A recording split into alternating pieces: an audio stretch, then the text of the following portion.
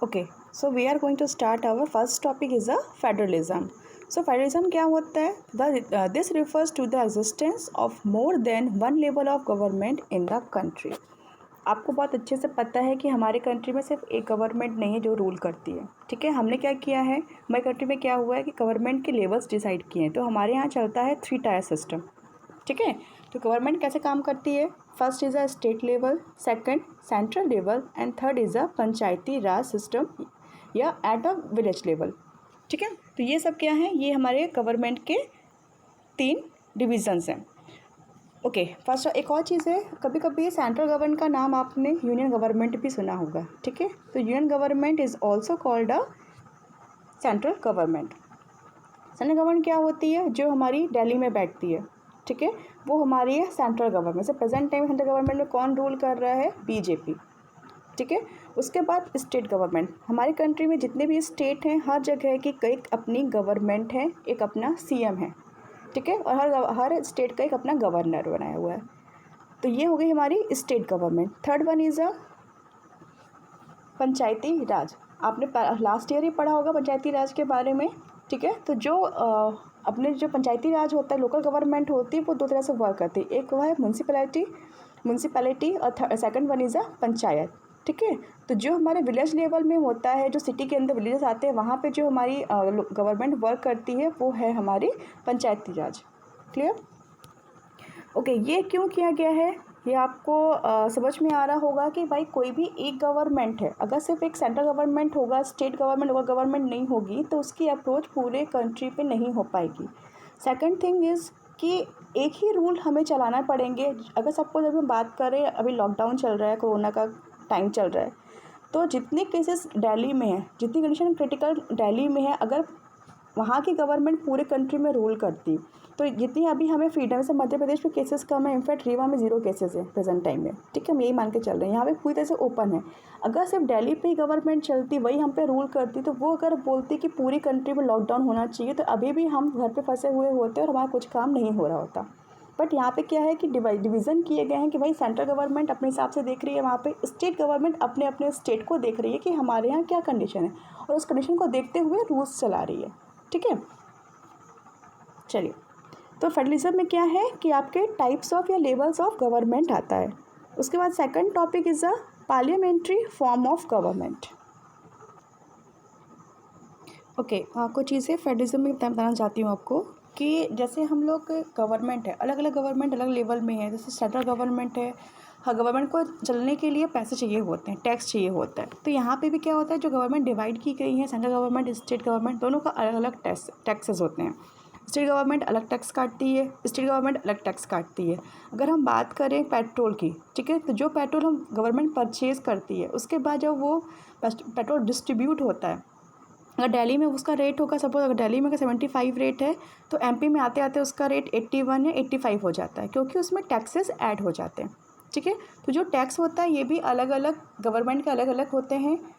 Second one जो rules भी होते हैं वो अलग अलग। से हमारी आर्मी के बारे में बात करें, ठीक है, जो आर्मी है, तो जो आर्मी को कंट्रोल करती है, या आर्मी की जो रेगुलेशंस है, रूल्स हैं, या उनको ऑर्डर देना, वो कौन करता है? वो सेंट्रल गवर्नमेंट करती है। उसमें स्टेट गवर्नमेंट का कोई भी इंटरफेरेंस नहीं होता है, ठीक है। अगर हम ये भी बोल सकते हैं एक तरह से कि सेंट्रल गवर्नमेंट के पास ज़्यादा पावर होती है as compare to the state government, ठीक है। चलिए, अब हम आगे बढ़ते हैं। Next topic is the parliament form of government.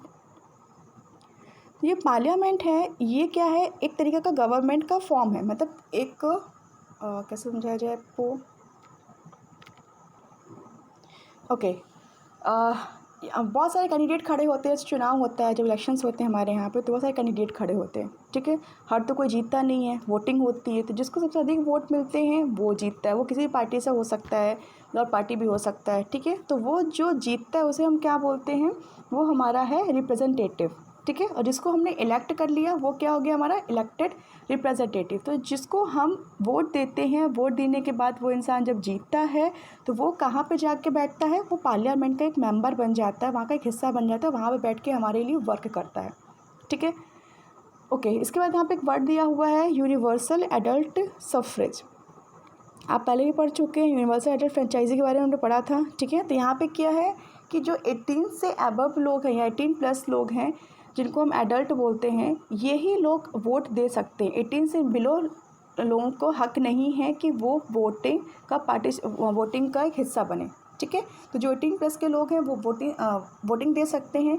Second, अगर आपको बहुत इंटरेस्ट है पॉलिटिक्स में, आपको चीज़ें बड़ी अच्छी लगती हैं, आपको कुछ कंट्री के लिए करना है, आपको रूल्स में चेंज करना है, अगर आप हिस्सा बनना चाहते हैं तो आप एज अ लीडर भी खड़े हो सकते हैं, ठीक है। उसके लिए एज क्राइटेरिया होता है, वो हम आगे समझेंगे, चैप्टर्स में आपके आगे दिया हुआ है।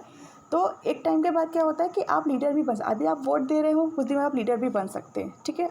तो यही फ़ायदा है डेमोक्रेटिक कंट्री होने का। अगर आप मोनार्की में होते तो आप भले ही मेंबर हो गवर्नमेंट के, बट आप कभी भी वहाँ पे रूल नहीं कर सकते, आप वहाँ पे कभी भी राजा नहीं बन सकते, क्योंकि राजा का बेटा ही राजा बनेगा, ठीक है। बट डेमोक्रेटिक कंट्री में ज़रूरी नहीं है कि जो भी आपके फादर हैं या वो जो ऑक्यूपेशन कर रहे हैं आपको वही करना है। अगर आपका इंटरेस्ट कहीं और है, अगर आप चाहते हैं तो आप यहाँ पे भी पार्टिसिपेट कर सकते हैं, आप एज ए लीडर भी बन सकते हैं, ठीक है।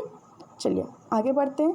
Third one is a separation of power. Separation मतलब क्या होता है? अलग अलग करना। पावर क्या होती है? ताकत। तो क्या किया है कि हमारे इंडिया में पावर्स को सेपरेट किया गया है, ठीक है। तो सेपरेशन इनके बीच में किया गया है। तो जो हमारी गवर्नमेंट है उसको 3 ऑर्गन्स में डिवाइड किए गए हैं। तो first is the legislature, second one is the executive and third one is the judiciary, okay.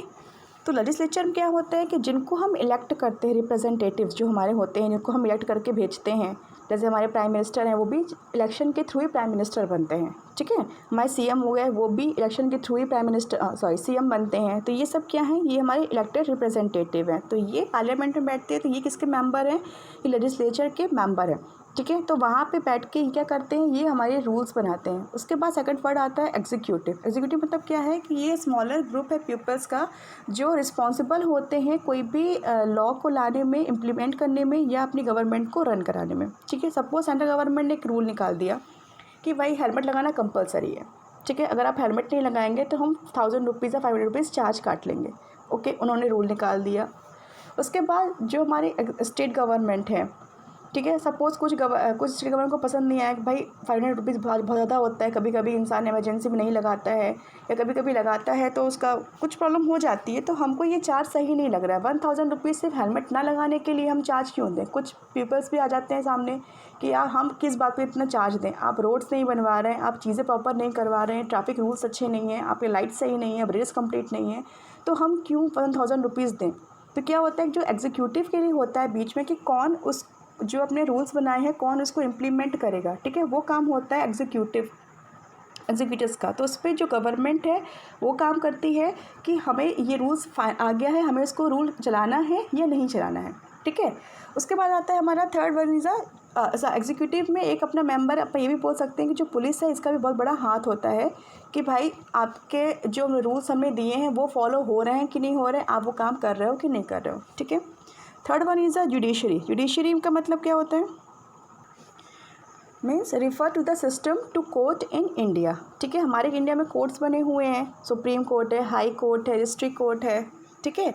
तो ये क्या है? सपोज़ आपने कोई रूल चलाया, आपने, चलिए हेलमेट के लिए बात कर रहे थे, हेलमेट के लेते हैं कि किसी को आपने पुलिस ने पकड़ लिया कि भाई ये हेलमेट कई बार नहीं पहना है, ओके, उसको आपने पुलिस में डाल दिया, आपने जेल में डाल दिया। उसके बाद आप कोर्ट में लेके गए कि हाँ भाई ये हमने जो रूल्स बनाया ये रूल्स को नहीं मानता, बार बार उसको तोड़ता है, आपने फ़ाइन काटा, फ़ाइन भी नहीं दे रहा, तो उसने आपको जेल में डाल दिया। तो उसके बाद वो केस कहाँ जाएगा? वो जाएगा जुडिशरी सिस्टम में जाएगा, वो उसकी बात सुनेंगे, उसकी बात पूरा बताएगा कि मैं क्यों रूल्स फॉलो नहीं कर रहा या क्या प्रॉब्लम मेरे साथ है, ठीक है। तो वहाँ पे कौन आता है? वहाँ पे जुडिशरी सिस्टम आएगा। वहाँ पे वो सेंट्रल गवर्नमेंट के पास नहीं जाएगा बोलने, वहाँ पे वो किस को जाएगा? जुडिशरी सिस्टम के पास जाएगा, उनसे बताएगा उनकी प्रॉब्लम। अगर उनको जस्टिस लगता है, उनको वैलिड लगता है उसका रीज़न, तो वो उसको आगे कंटिन्यू करेंगे, अगर नहीं तो उसको पनिशमेंट देके वहाँ पर ख़त्म किया जाएगा।